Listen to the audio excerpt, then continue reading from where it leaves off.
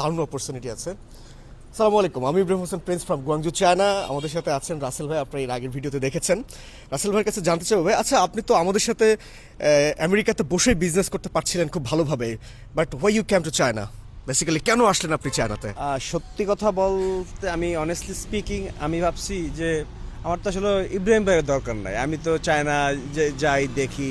First of all আমি ওইটা ভাবছি যে আমি চায়না যাই, আমি ফ্যাক্টরির সাথে যোগাযোগ করবো, আমি ওদের সাথে মিশবো, কথা বলবো, তারপর তো হয়তো বা প্রিন্স ভাইকে ছাড়াও আমি হয়তো বা আমি আমার প্রোডাক্ট কালেক্ট করতে পারবো। জি।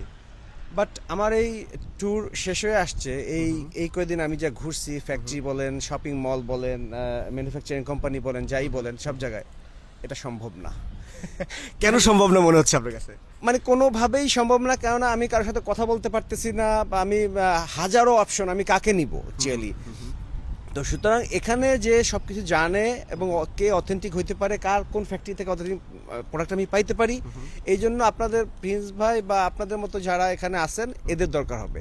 কখনোই এখানে এসে আমি যদি 10 বছরও থাকি, আমার মনে হয় যে আমি রিয়েল জিনিস খুঁজে বের করা, রিয়েল ফ্যাক্টরি খুঁজে বের করা, প্রোডাক্ট নেওয়া হয়তো বা সামান পারতে পারে, বাট আমার দ্বারা সম্ভব হবে না।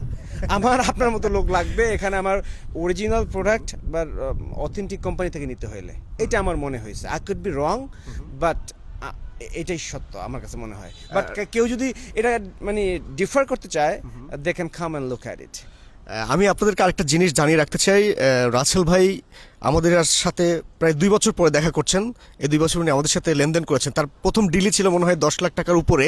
ভাই, আমাকে না দেখে আপনি যে 10 লাখ টাকার ট্রানজ্যাকশন করলেন বা আমাকে দিয়ে দিলেন, তখন আসলে আপনার অনুভূতিটা কি ছিল? এই যে আপনি একটা মানুষকে চেনেন না, ভার্চুয়ালি দেখেছেন, কথা বলেছেন। আমি তো আসলে টাকাটা মেরেও দিতে পারতাম, বাট এরকম কোনো জিনিস আপনার ভিতরে কাজ করছে কিনা বা করেছিল কিনা?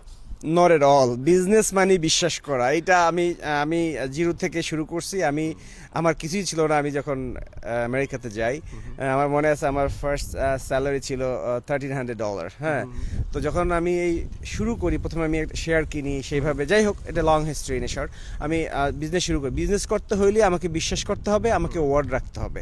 এটা হলো প্রথম কথা। আর আমি যদি এইটুক সাহস না করতে পারি, কাউকে বিশ্বাস করতে না পারি, তাহলে আমি বিজনেস করবো কিভাবে? এটা হলো বিজনেসের মেইন এথিক্স, কাউকে বিশ্বাস করা এবং কারোর সাথে কমিটমেন্ট রক্ষা করা। তো আমার মোটেই চিন্তা হয় না যে আসলে আমি এই টাকাটা এখানে ডিপোজিট করছি যে আমার এই টাকাটা সে নিয়ে যাবে। আর আমি একটা বিষয় হচ্ছে, আমি আল্লাহকে বিশ্বাস করি।